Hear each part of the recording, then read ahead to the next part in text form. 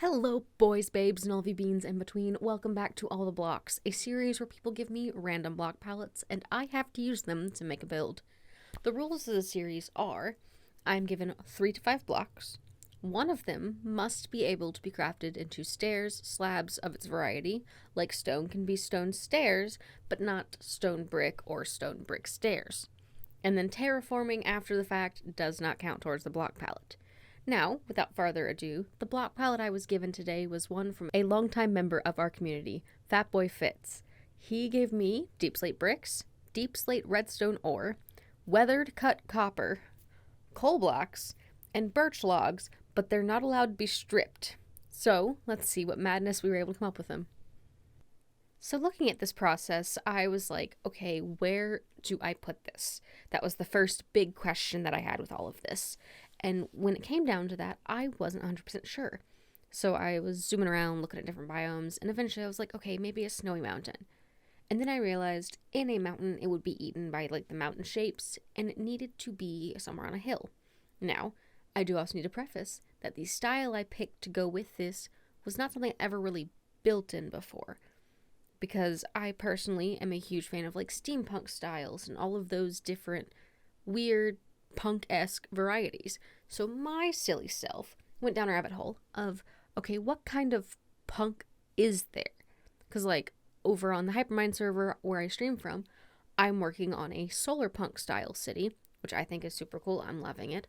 But I wanted to figure out how to incorporate a different style of punk. So I was obviously on Pinterest, and I discovered a new style called mage punk. Now, the vast majority of the art I've seen from it is like AI generated and very fantasy D&D-esque, which I was okay with. And I found a couple different images of like super cool towers and like weird nature taking over pieces kind of deal.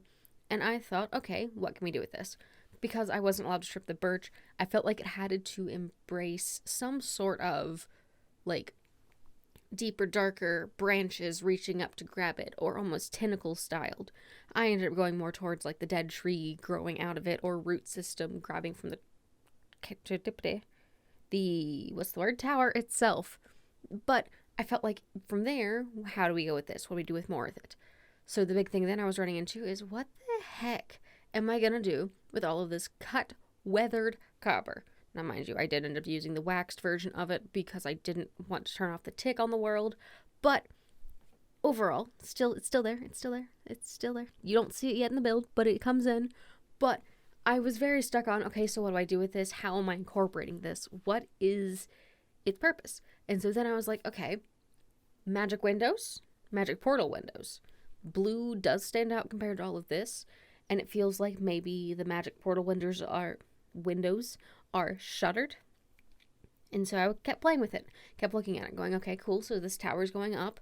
Now, does this tower look like it's been under attack? Yeah, I think so. That's what part of these tree-looking things are. This is like the leftovers of a battle, and someone was here, and they didn't take it back over. Now, I will also admit, I did not take any interior of this building into consideration. So, going back to that, it obviously can be turned interior, and if you're going to be playing with this exact same build, replace the copper with like a glass look, because then it really looks like a window portal dealio. But then I was like, okay, so the top. Spikes, spires, something that could have been used to like focus or channel magic. And so we end up with these little like antenna pieces that like spike up into the air and look like something much more dramatic and drastic.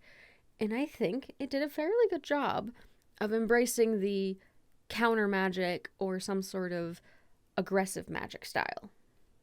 Alrighty, so looking at this thing, we definitely have some work to get it to be completely incorporated in the environment. However, overall, once I've put the snow back in already, it looks like it belongs here, which I think is one of the biggest issues I run into with builds like this, is where does it actually look like it belongs? And honestly, if you back way up from it, it does genuinely look like it was an abandoned tower of some sort of wizard who worked up here on this great big cliff trying to figure out what they were researching. Great questions. I don't know. But let's see what we can do to make it look like it belongs a little bit more, like it's not just been planted down here. So we'll put some snow on it and stuff, and I'll be right back once we get that done. Alrighty, so we have gotten a little bit more work done with it. We've added some more snow. We've mixed in some of these birch patches so it looks like it's going to continue out into the space, and it wasn't just grabbing this tower, but it was a radial effect of its effect kind of thing. We put in these cute little snow piles to mix in things. The only thing I feel like would make this any better at this point is if we go ahead and grab a carved pumpkin and unleash some cute little snow golems around the space to allow for there to be something living here. It's a little silly, but I think it adds to the lovely winterland effect, but also maybe it's the leftovers of whoever was here and they got turned into these creatures, and now they are left roaming freely trying to figure out what happened to freeze their mighty tower. But other than that, this thing does have plenty of space on the interior that could absolutely be used as a interior, like, functionality building. Like, there is plenty of room. You could totally turn this into a base. Buddy, I didn't mean for you to come in here. But I personally would love to see it done with, like, a redstone door, because you have these things on the outside where you can just click it, interact with it, and it would work great to trigger some sort of piston system that pulls it out, punches it in, and you're good to go. And you're welcome to put snow in here, I guess. But that then provides an opportunity to have functional doors that aren't quite noticeable from the outside, but it already has the design built in where it can be interactive, which I think is the huge change to this, because honestly, you could do it with all of these things if you made these like windows interactive, where you press a button and it wiggles or it changes something. But I love how this came out. It was honestly one of the weirdest color palettes and block palettes I've been given so far, but I'm proud of it. I love these silly little window pieces. Getting this entire top part replicated and duplicated with World Edit early on was a nightmare, but it came out a lot better than I thought. Now, don't get me wrong, there were some other really great block palettes in the last one, so I'm absolutely going to try and play with some of those unless we get some even better ones on this video. But on that note, if you've enjoyed this video, please do me a huge favor. Like, comment, subscribe, all of that stuff. And if you have a block palette you want to see me do, tweet it at me, comment down here, I don't know, message me on Discord. One of those options is probably your best bet, but I would love to be given some more block palettes. But until next time, thank you so much for hanging out.